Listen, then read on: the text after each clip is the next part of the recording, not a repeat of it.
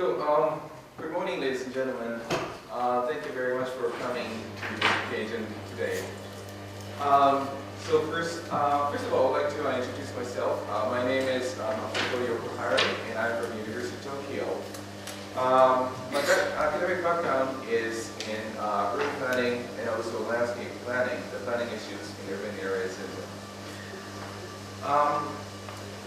Unfortunately, this is the only chance that I will be with all of you because I was attending another conference down in Tokyo yesterday, and I came up to Sendai this morning. I could catch the 6 o'clock train and came here. And unfortunately, I have to leave here around 11:30, about half an hour before the closing of this session. Simply because that I have another meeting in Tokyo and I have to catch the Tohoku train back to Tokyo. So I'm sorry that I have to leave here at 11:30. However, I had to make this trip because that Professor Takeuchi, to be honest, he used to be my supervisor. And I left university about already 30 years ago or so. But still, he's a sort of a big boss for me. And he said that you come here and say, yes, of course.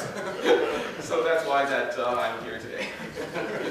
Anyway, but still, I have been very looking forward to have an interesting discussion with all of you about especially about the disaster which happened about 3 years ago here in the Tohoku area. Now, the timetable. First, I would like to invite Professor Takeuchi for the opening remarks, followed by the presentation by Professor Fukushi, and he will be first giving us the overview of the earthquake and also tsunami which happened about 3 years ago.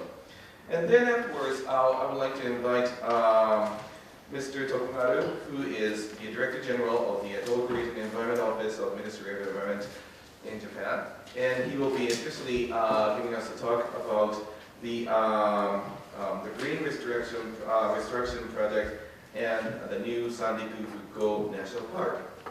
And then after that, again, I would like to ask Professor Fukushi to come up to the stage, and he will give us a talk about the current situation of restoration in the disaster-affected area and issues to work on.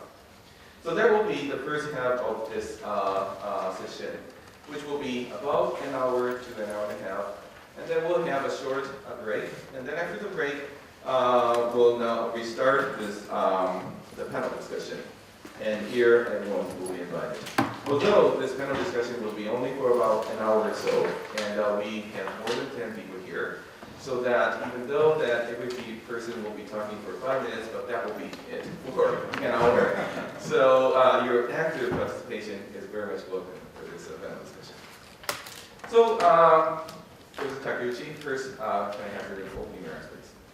Thank you very much, Makoto. Good morning. I hope that we slept well.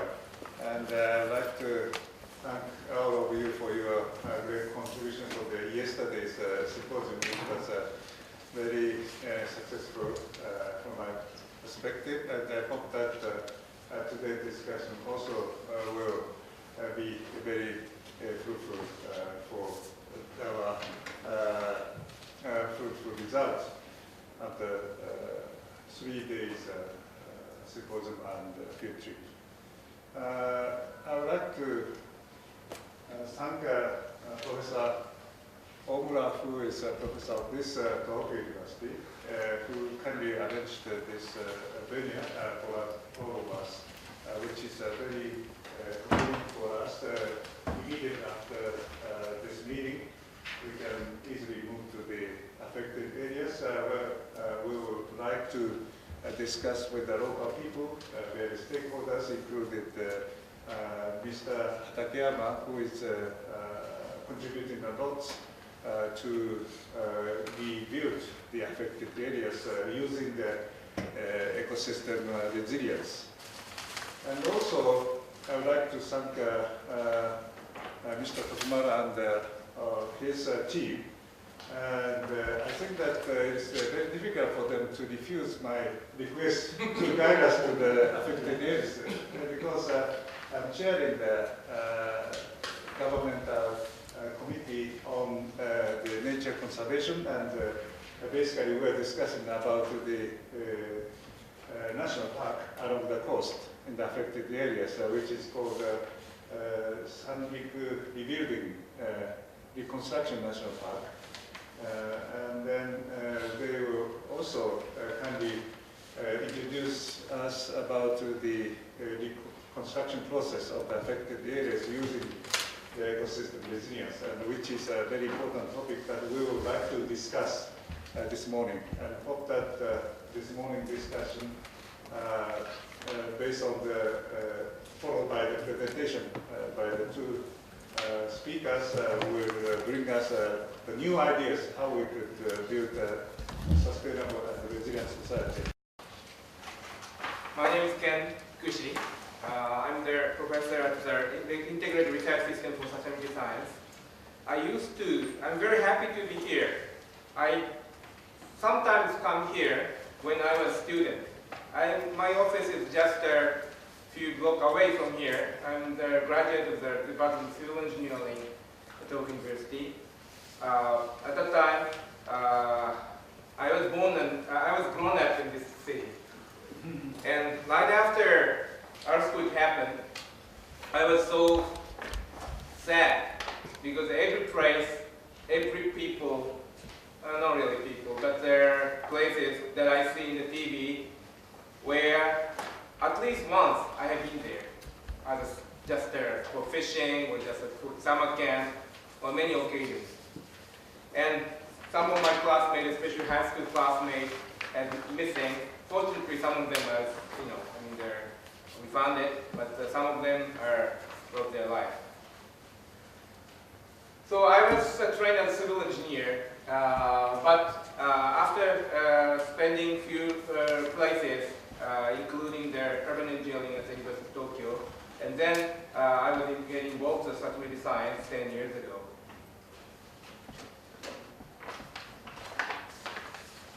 Well, this is one of well, I'm a civil engineer and Tohoku University graduate, and partially United States, US educated, environmental engineer, and of course I was a sustainability scientist.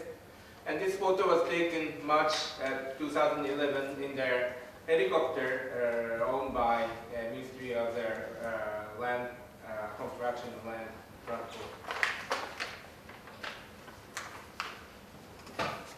The one characteristic of this earthquake was simply really big. The shift of the land has been horizontally maximum 4 meters, and vertical is as much as 75 centimeters, which is close to 1 meter. Different characteristic that we experience. This time, I don't report the second stuff. This first session. There's two different geographical, characteristics in this Tohoku area. One is a Sanriku area, another is a plain. And Sanriku area has a lot of small, zigzag bay, and every bay has been damaged by tsunami. And actually, this is not that new what has happened. Sendai is around here, and this whole area, this is 4 kilometers. As long as 4 or 5 kilometers, tsunami gets into the inland. This is a picture that I have. I'm showing several pictures from now. This is a picture that I have taken of the landed, and I took the picture from there, a little bit high place. This is a bit closer looking. And this is Kesenuma, where we are going to go this afternoon. One big people evacuated from this area, come to this place, and temporarily they are staying there. This is another place, Sendai Plain. And this is a coast, and this is a rice field, paddy field, and tsunami come to all the way to here. And this all paddy field is soaked under the seawater and cannot make rice after 1 or 2 years. And this is a Joban line, and everything is all washed. And this is a Joban line,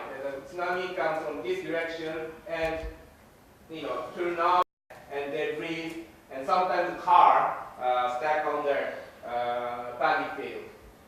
Paddy field is very sensitive. And I want to change the subject to the service infrastructure, which is energy, water, solid waste, food, and goods. Electric power supply has been stopped for some time. Supply gasoline or oil to run trucks or car, which is a quite important things to bring any kind of things, including person. At that time, it took around 4, 5, 6, sometimes the whole night in order to fill up 10 liter gasoline. But from the management part, if we don't supply water, there's no wastewater. So there's no wastewater leak. I mean, they're coming to the wastewater. So they have no damage by the tsunami. However, all the goods is gone. Is bread, food, or sometimes the deodorants, you know. This 7-Eleven is closed. This is Sendai, of course. However, in Ichinoseki, this is Miyako, local shop, Michinoeki local shop, is full of food. This coastal area has been damaged. Road reconstruction is quite important because road is a sort of like blood cell to deliver goods, people, many things, medicine, gasoline, people, many kinds, including food. So, Ministry of Construction first thought about we have to reconstruct road. So, what they did is the first things is they renovated, that they constructed the road along the coastal area. This looks like cone, so they call this mission cone. Disaster which we see the Shinchi, Fukushima, but this is after all the passengers and conductor escaped, and then tsunami came. So no life lost.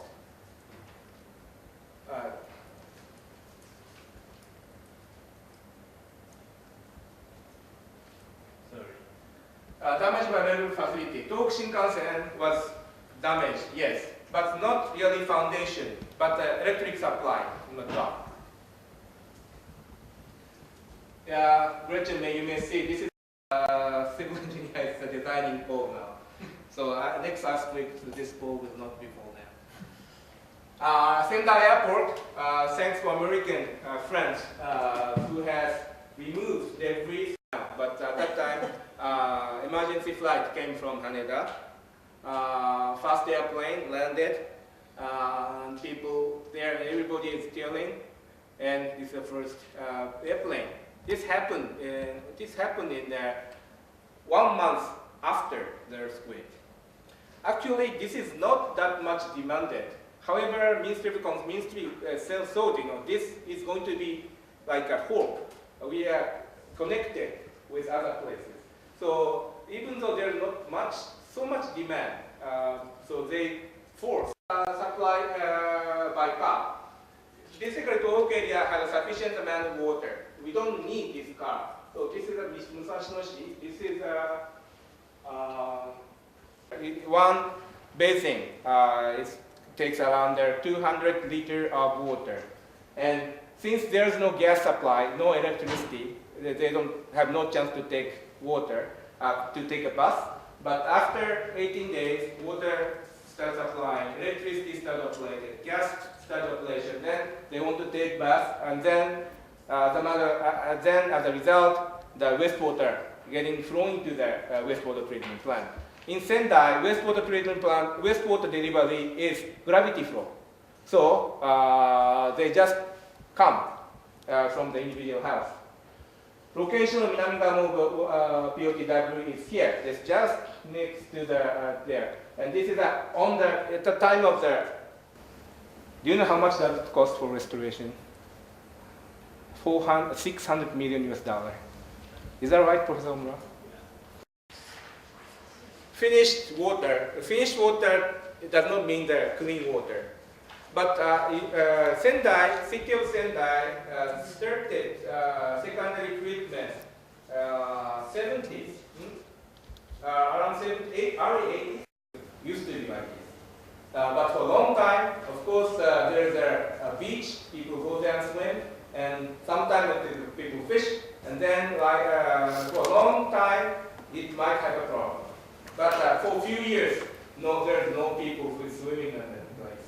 The people are afraid of going to the beach. This farming area, I think Professor you have damage of farmland. In Sendai area, they take, this is paddy field, and they take water by pump station for the irrigation, and pumping out water to the sea. There's a sea wall. But pump there, supply water. In order to wash out salt, they have to supply water, and they have to drain water. And whole area is subsidence, and they have to increase the capacity of this pump. And of course, this sea will have to be restored. And actually, many Japanese farmland is engineered. It's quite artificial, but quite high efficiency. Summary and thought. This damage of life infrastructure was serious. Resilience or safe to fail concept need to be demonstrated in the life structure.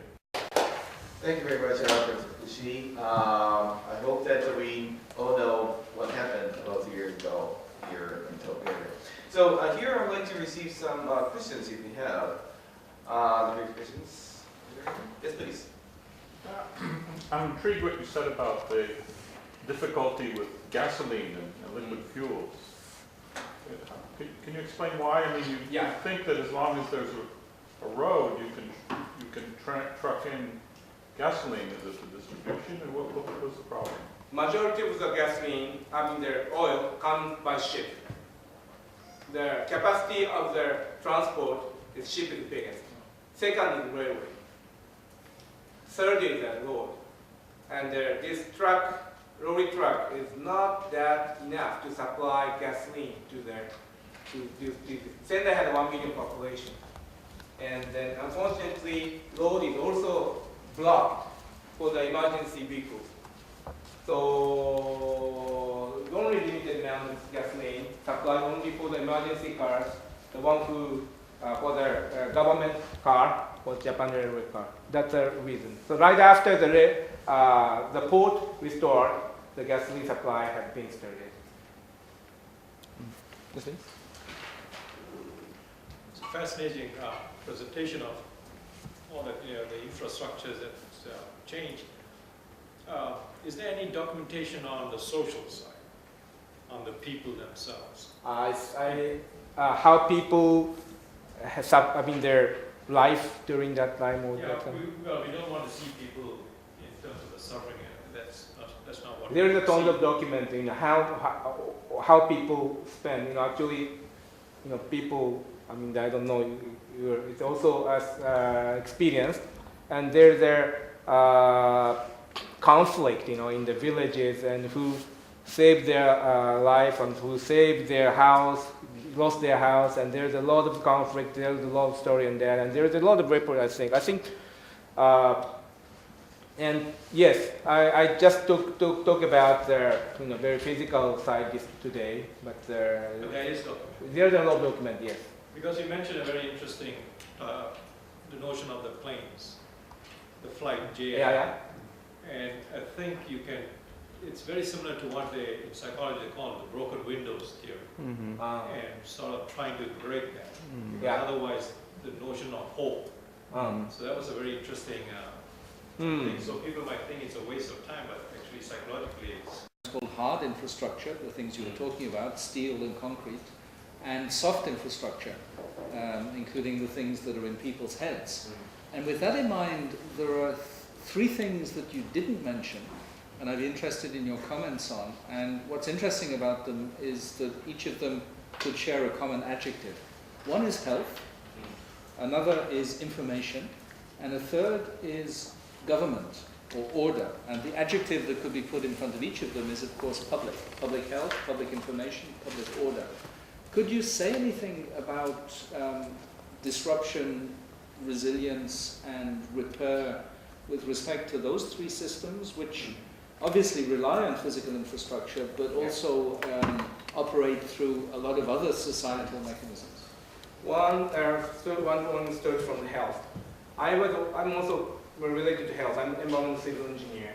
And I was sort of afraid that, there is maybe disease or something, health affected, things is going to be spread around that affected area. And what I did is I gave some sanitation guideline with my former student, and you can download actually that things, from Hokkaido University homepage. And but as a result, there is no big outbreak of health. I'm here. So these electrical things sometimes did not work, especially like a few days or few weeks, maybe a week, Right after gradually this electrical system is getting recovery and information getting recovered. And especially the people who live in Sendai has no information and they don't know nothing what happened because the electricity stopped, no TV, no radio. And what they do is that they hear from us. Fortunately, sometimes I can get connection with the telephone call with my family. Hey, all Boston area is gone. Don't go, we can have, Everything has to be responsible in the local government.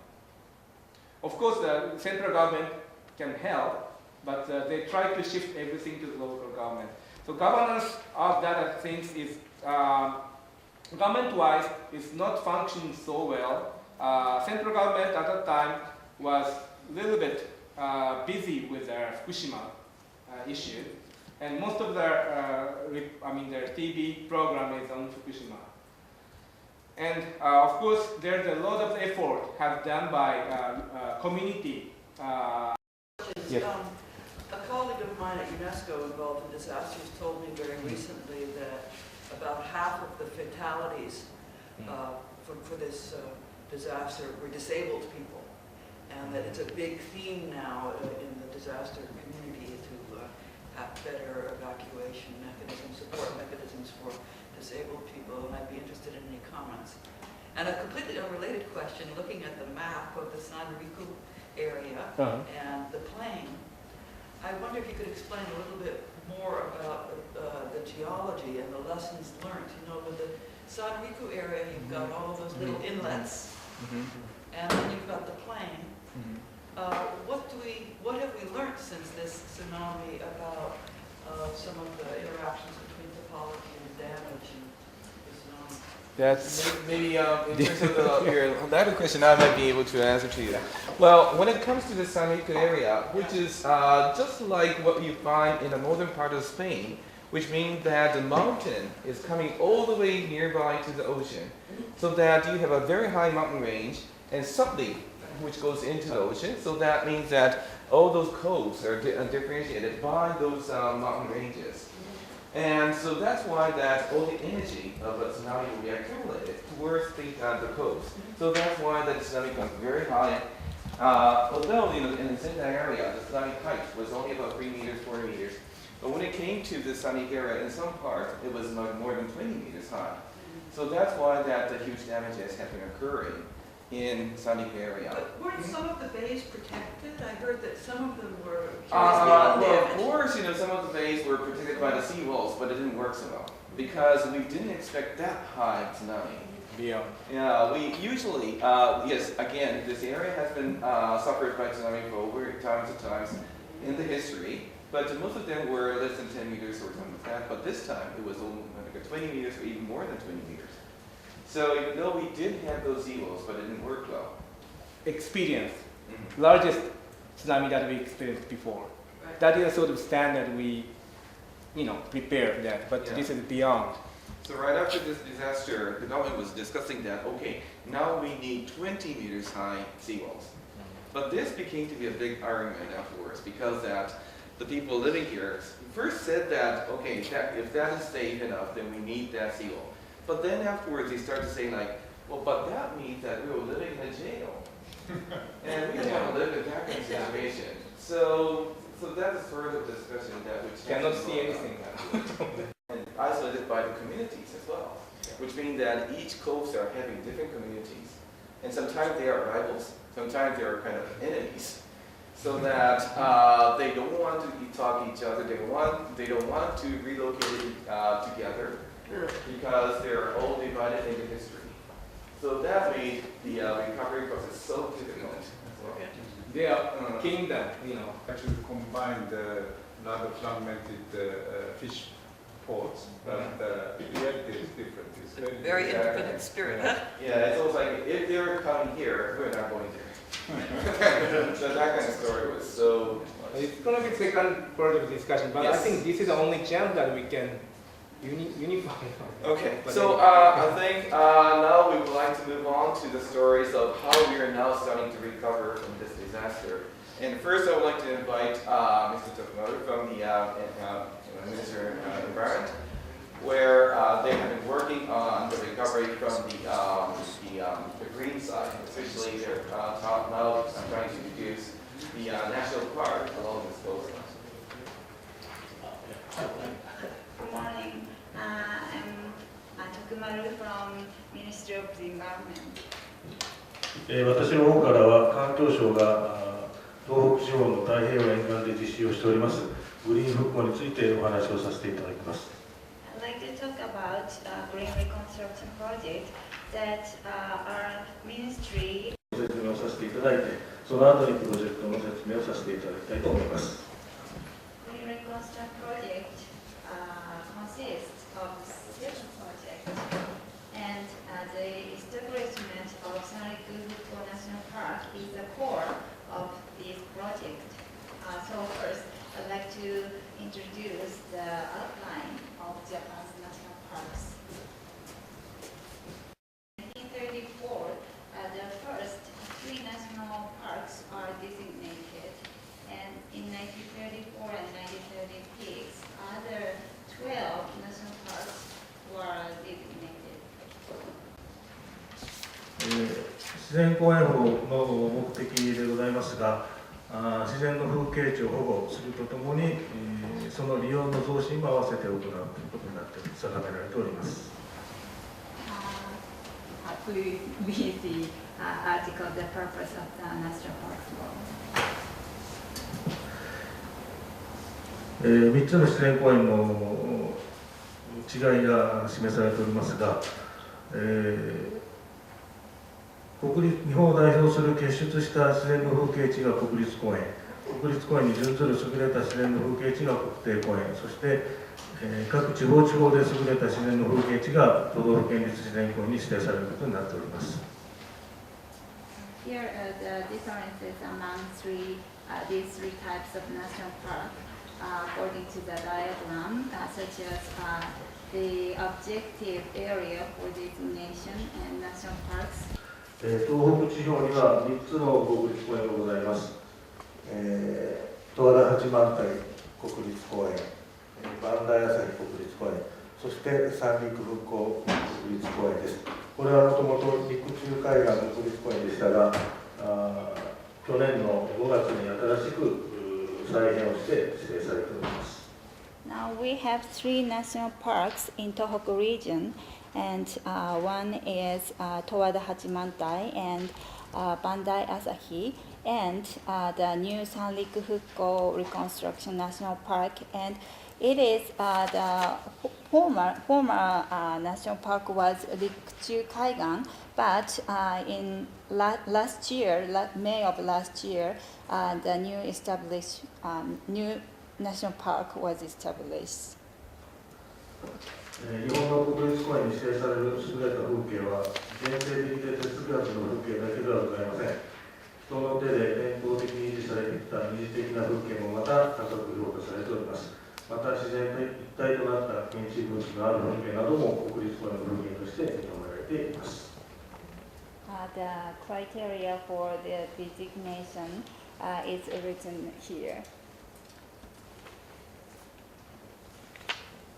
日本の国立公園の特徴ですが、区域内の土地の所有権、使用権を公園管理者としての国が取得していなくても指定できることになっております。これを地域性と呼んでおります。民間の所有する土地もたくさんございます。As I mentioned, the area of national park, all of the area of national park is not government-owned, so the places have been used as forestry or agriculture and many kind of. This is the end of the part of Japan's national park, so I'd like to go on the main topic, green reconstruction project. これはある村の津波の状況を再現したものです。Sorry, proposed the green reconstruction project and is implementing it. まずグリーン復興とは何かと申しますが、ここにお示しをしておりますが、人間と自然とのつながりによって育まれてきた環境と暮らしを伝え、自然の脅威を学びながら自然とともに歩む復興のことでございます。What is the green reconstruction project? Is the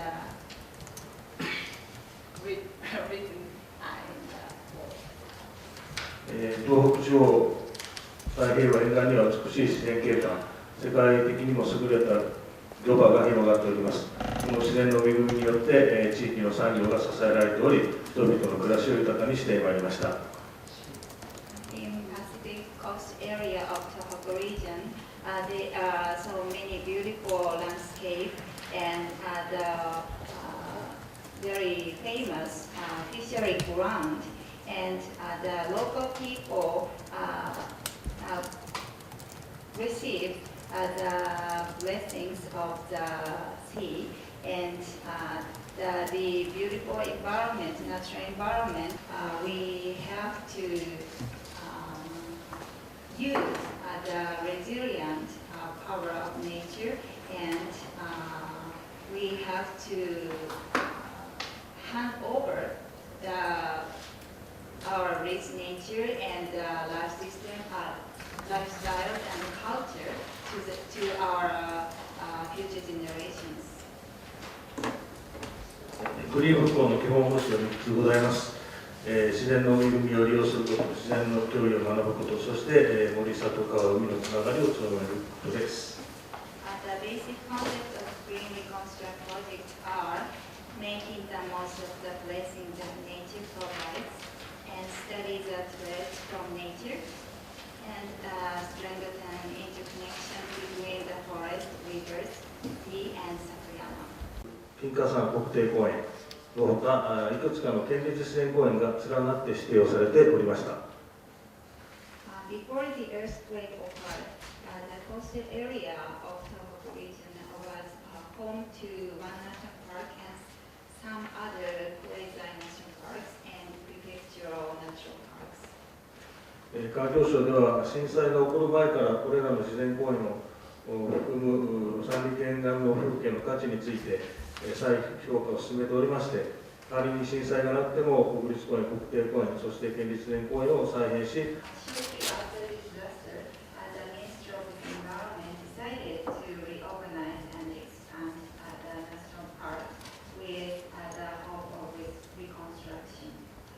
すでに北側の種差海岸、貸上岳、県立自然公園を再編入する形で、昨年の5月24日に三陸復興国際会が創設されております。これから順次、南の方の自然公園も編入、拡張する予定でございます。This is how the new Sendai National Park was born in May 24th, 2013. いくつか国立公園の風景を見ていただきたいと思います。I'd like to show you some pictures of the national park. これ、蕪島というところで、神社のある島にウミネコが繁殖の地になっております。種差海岸は緩やかな傾斜の自然の芝生地でございます。種差 coast has a natural long field spread toward the seashore. ゴルフ場ではありません。It's not a golf course. これは打って変わって断崖絶壁の続くリアス式海岸の場所です。北山崎。This is 北山崎and sheer cliffs stretch along the highly indented rear coast. これもすでに以前から国立公園だった人気スポットの浄土ヶ浜というところです。This is 浄土ヶ浜.道のく潮風トレイルでございます。It is another project of green construction project, and it is about the Michino Coastal Trail. 青森県八戸市の蕪島から福島県相馬市の松川浦というところまでおよそ700キロにわたって、長距離の自然歩道を設置する予定でございます。This is a walking trail from it. Also, due monitoring, we also examine the environmental changes. ウェブサイト上で、公開をしております。We share the information on our internet site. これは自然の復旧ですが、農地が干潟になってしまったところですけれども、これを元の農地に戻すのではなく、干潟としてそのまま保存しようという場所もございます。It's about the place called Otomura, and this place has been used as an agricultural land since its reclamation. Between people and nature, the relationship between people and nature, and the relationships in the natural environment, and the relationship among people. 以上です。ありがとうございました。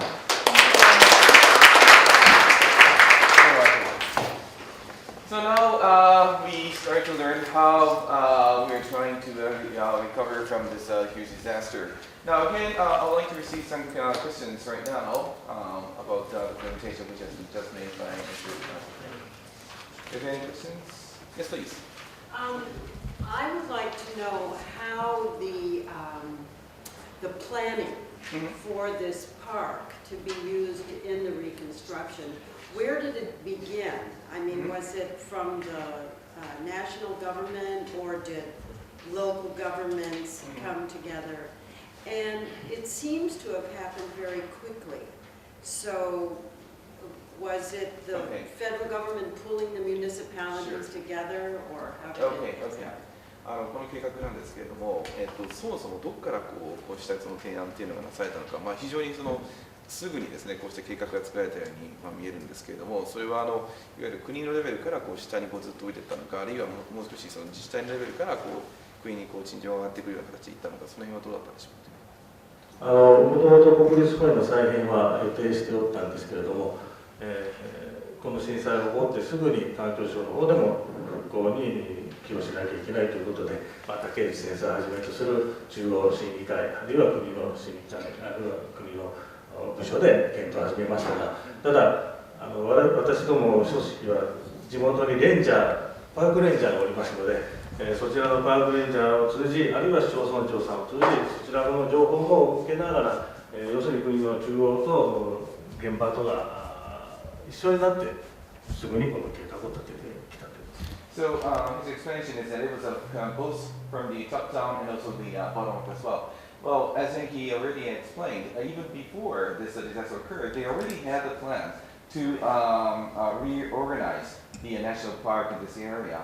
So they already had some sort of plan before that. So that was one of the reasons why they were so immediate to apply this plan to the area. And of course, when it goes from top-down direction, President Takeuchi and other team members have been working on hard to apply this plan. But at the same time, they do have rangers who are now working with the local municipalities. And so those people were gathering the voices from the bottom, and then this was all immediately brought up to the central government as well. So that's why, in that sense, it's a sort of both ways, from top down and also the bottom. Yeah, and maybe one great reason why it moved quickly. But thank you very much. Very interesting. Thank you. First of all, thank you, Mr. Takamura, for your excellent presentation. It's such an ambitious and exciting plan. I just wanted to comment very briefly about the geoparks part of it, because at UNESCO we house the secretariat for the local geoparks network, And while you mentioned these are now Japan geoparks, I think that the scope of your ambitions, the lessons learned, we'd really love to help in any way to work with you on the global geoparks. Sure. ユネスコの方なんですけども、ジオパークのネットワークを持ってるので、ぜひいろいろな形でお手伝いします。この人責任者なの。I love geoparks. ジオパークの解説版とか、ジオパークのジオサイトの整備も国立公園の施設として協力やっていくことにしております。Yes, of course, they are taking very seriously about having this geopark and the national parks, and definitely we would like to work with this. Yes, please.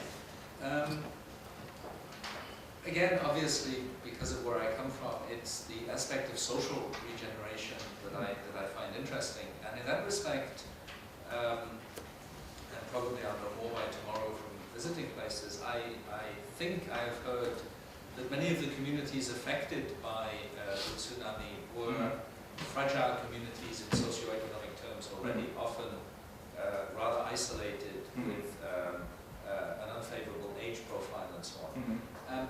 How's the emphasis on tourism in the redevelopment efforts, does that have something to do with a desire to promote socioeconomic change, for instance, by producing new modes of employment? How important is the socioeconomic dimension in the project? 社会経済的な側面からですね、こうしたその要するに観光を通じての再生っていうのがどういうふうに社会にですね、地元の社会に対して貢献していくことになるのか、そこについては何か観光資源ですね。はい。はい。まさに観光資源として活用していただくことになるんですけど。具体にどうやってこうしたその観光資源がですね、地域の再生に対して貢献していくことになるかっていうあたりは、それはもともと観光産業というものはこちらにございまして、旅館もホテル、あるいは要するに自然体験をする場所でございますので、そういった場所をリニューアルしていくという形になるかと思います。Well, of course, this area, as you already saw, has been pretty much famous all nationwide as a sort of tourist spot. And they used to have, even before the tsunami, they used to have lots of tourist resources, and lots of inns were there, the restaurants were there, so that having this new national park will be contributing somehow to restore that portion of the industry, local industries.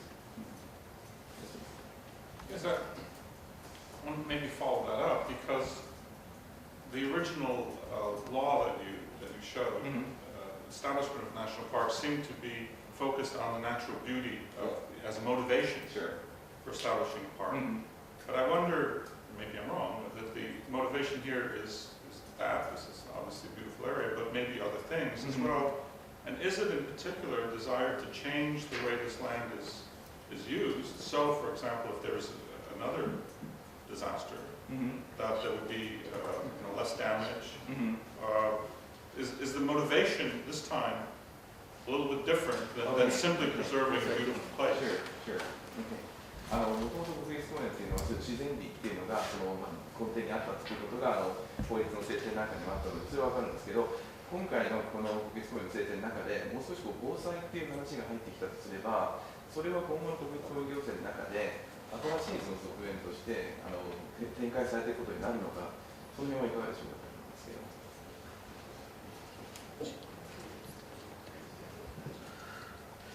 そうですね、自然を守ることが防災の軽減になるということを学ぶということが一つの大きな側面になろうかと思いますので、要するに防災何か大きなハードなものを作る防災ではなくて、自然を守ることと防災を調和させていくことを、地域の方々に分かっていただくという面で新しい国立公園の在り方に結びつくかと思います。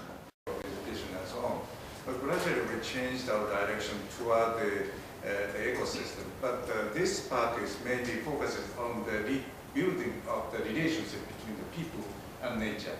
This is a new concept that we are trying to introduce in the concept of national park, and we are willing to expand this concept to the whole other national parks. And we are now planning this year 6 national parks in Japan, including the new one in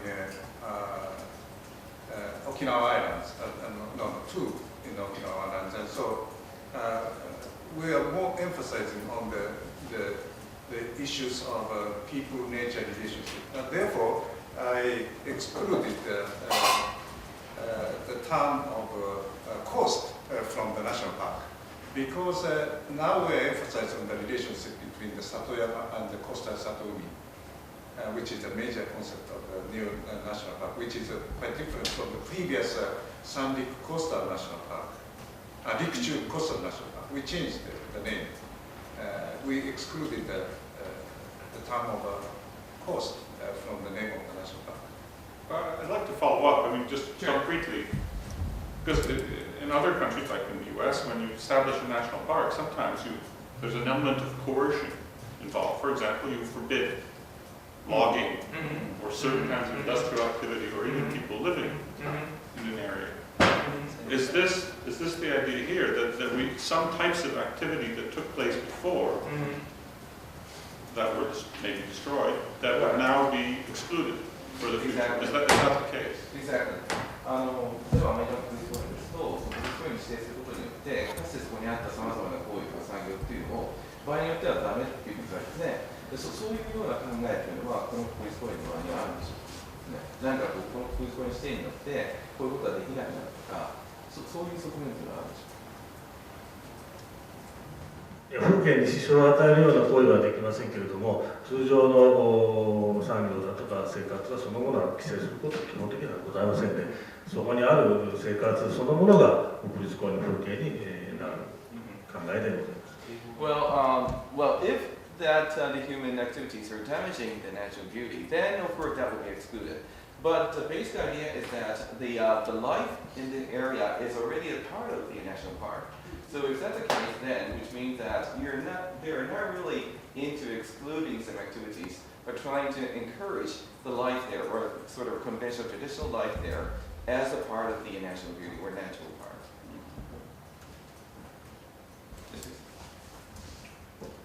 Let me start off by saying it was a fascinating presentation. Really enjoyed stuff that's been done.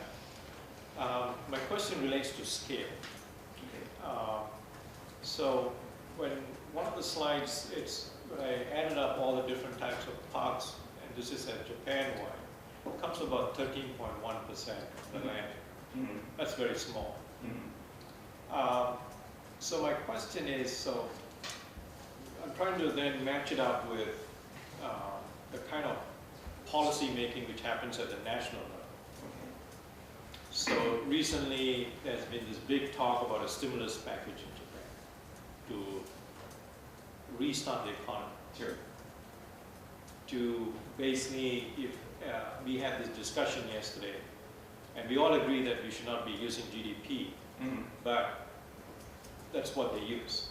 And that's what the Prime Minister of Japan said. We want to increase our GDP. Okay. So we might say it's silly, but well, that's what it's been done.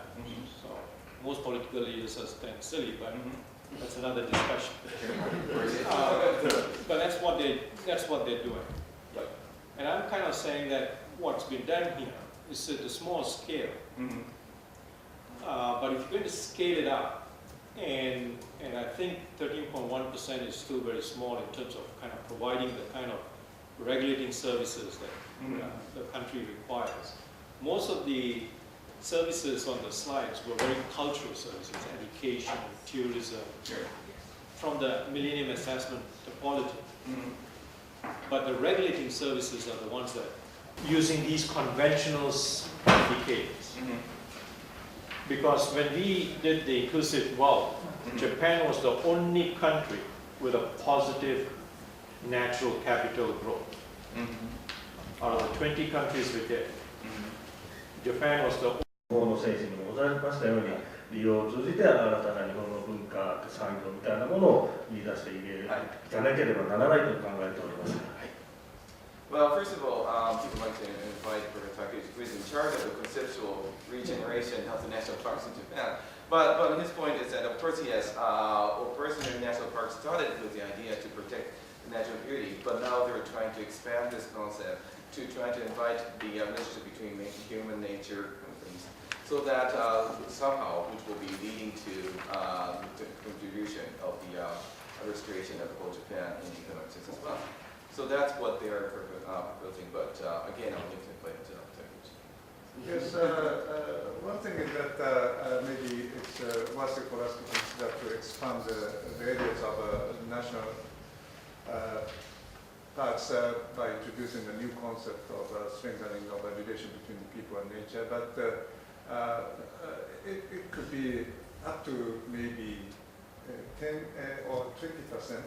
But the rest of the national land need to be considered from the viewpoint of the nature conservation.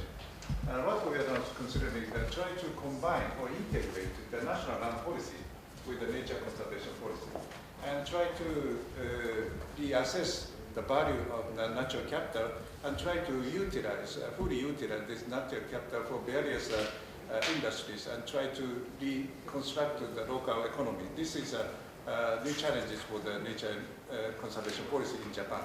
We just started this discussion at the Central Environment Council, where I'm chairing of this council, and now we're discussing with the officers. And previously, Ministry of the Environment had no money, or very little money for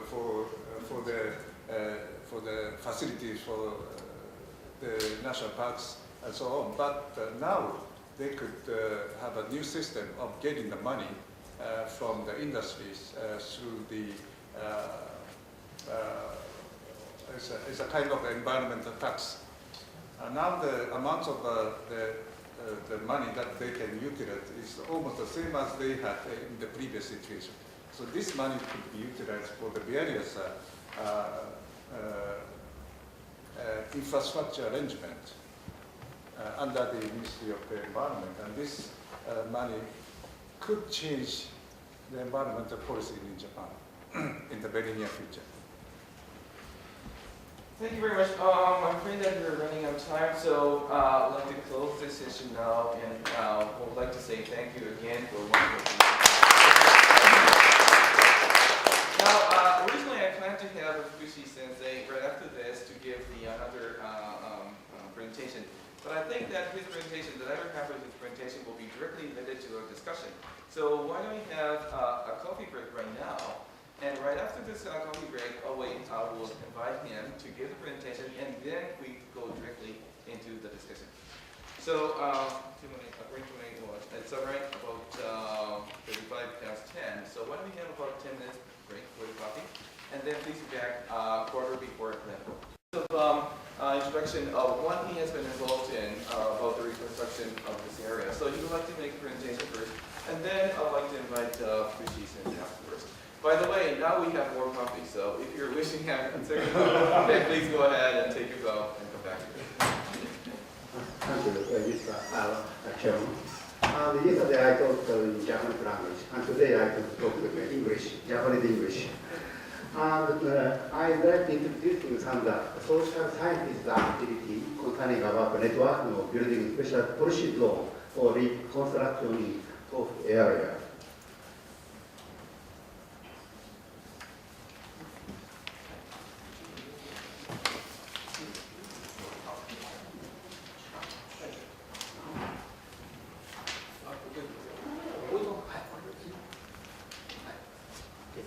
And the characteristics of the Great East Japan earthquake, first is the influence to the nation, 3.8% of GDP, and influence to the region is catastrophic destruction, and individual and household is catastrophic destruction, and influence to the world is integrated relief and important lesson for sharing. And concerning about today's report, I would like to insist on the network. First is the Rakkai Renke. Rakkai is the academic association. And second is my university, the Rishimeka University, is some supportive of the health area aspect. It's meaning of the university social responsibility. And third is the community side aim to reconstruction through relationship. I would like to introduce the activity of the Tohoku City and international cooperation. It is some kind of association. It is some of the conference. It was held 2 years ago in Ofunato City. And mayor of Ofunato Toda and mayor of representative of Towa. Another is the chairperson of the Gakkai. We just would like to contribute how to reconstruction of this area from the standpoint of the social science. But it is not so. There are no audience. The social science, there is no power. Professor Shire, civil engineer, in this first year, the most important person is civil engineering. He is the mayor of Tohoku City. His name is Honda. He is a very good person. I met several times. And he is a very important role to support of the, from the standpoint of the logistics. And from he only to planning before talk aspect, he from the concept to action. And a special role of the interior, because the Tohoku is a central part of the Iwate prefecture, and he just planning. If the big plan or big aspect happens, the coastal zone will be districted completely. And he just collected material and supporting the human points. This is some of the picture concerning about, and total number of people who arrived as first response about 3,500 persons gathered. For example, the nation and prefecture government, but the most affected municipalities had a very good, important role for the support municipalities. And I'd like to last information concerning about special policy zone and integrated special policy zone conception, including human resources and investment and technology and the market from the viewpoint of combining economic, social, and environmental requirements. It's some of the pairing and system. Some prefecture or some municipality government is destroyed, completely destroyed. We have some of the pairing is a very meaningful and very effective. And different aspects of special reconstruction zone is some 5 points.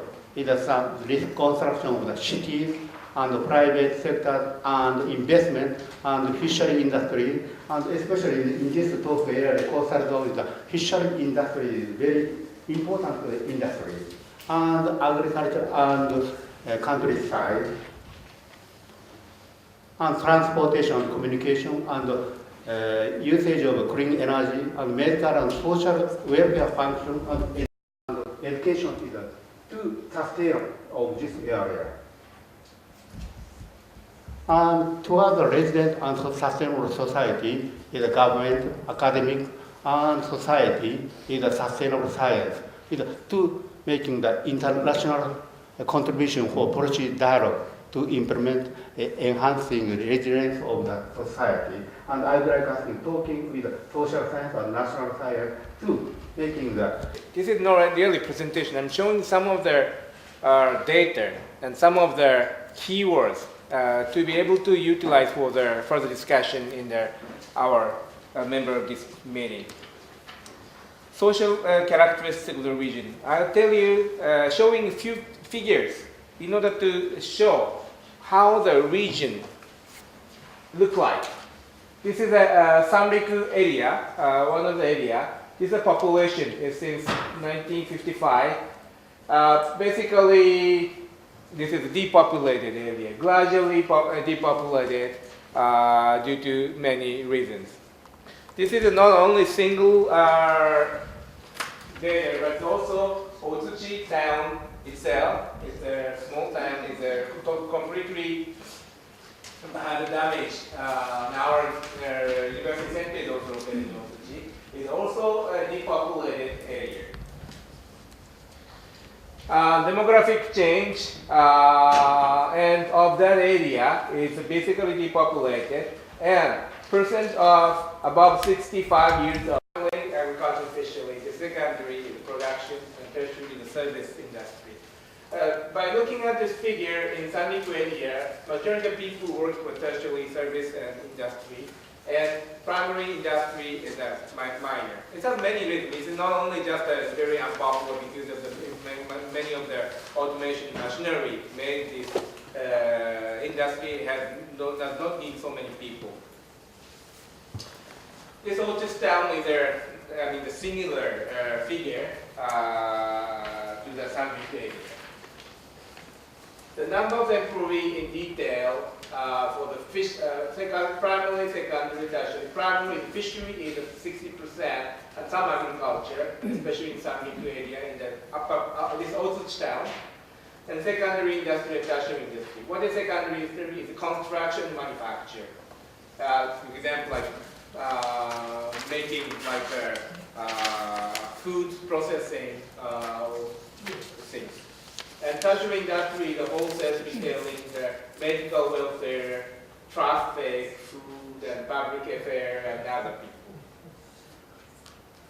Demographic shift in the region. Depopulated after 1980, right after the services is 90%, school 80%, agricultural land is still, because of this is not only land, but also people who really want to run their farming, it's not that much coming back. Fishing port itself is not that much. Aquaculture facility is quite rapidly recovered. We will see some of them tomorrow. Fish catch is going to outside, so basically it's okay. Fish processing is getting recovered for some people. Places like Kesenuma is also having a rapid recovery. But we know how to construct the region, but how the urban should be planned, how we plan the villages, change projection. We knew this depopulated area, but we still have a city, so basically we do not want to make a big changes. But this disaster forced us to think about it very seriously, with 40%, and population, according to current projection, it's going to be small. Country of Japan itself is going to be very small. Industry, of course, needs change. We cannot continue the industry that we have been doing for the last 50 years. Relationship is not only that region, but also outside of the region. Community involvement for the management of the resources. This is a comment by Professor Erin Ostrom. This is quite important in order to reconstruct. Stimulation of investment from outside the region. This is also related to these comments. We have to accept the investment. Investment is not only money, but also resources, but also knowledge. Region. Role of government and market with community. Actually, I realize I'm repeating what Erin Ostrom has been saying. Long-term vision. How long we have to project. Of course, there is some limit that people can, have a vision. But by using the power of simulation, of science, we can maybe able to project very far future. And we have the population itself is not only the factor, but also, this is one occasion where we are aiming to. How to set an agenda in order to design the society.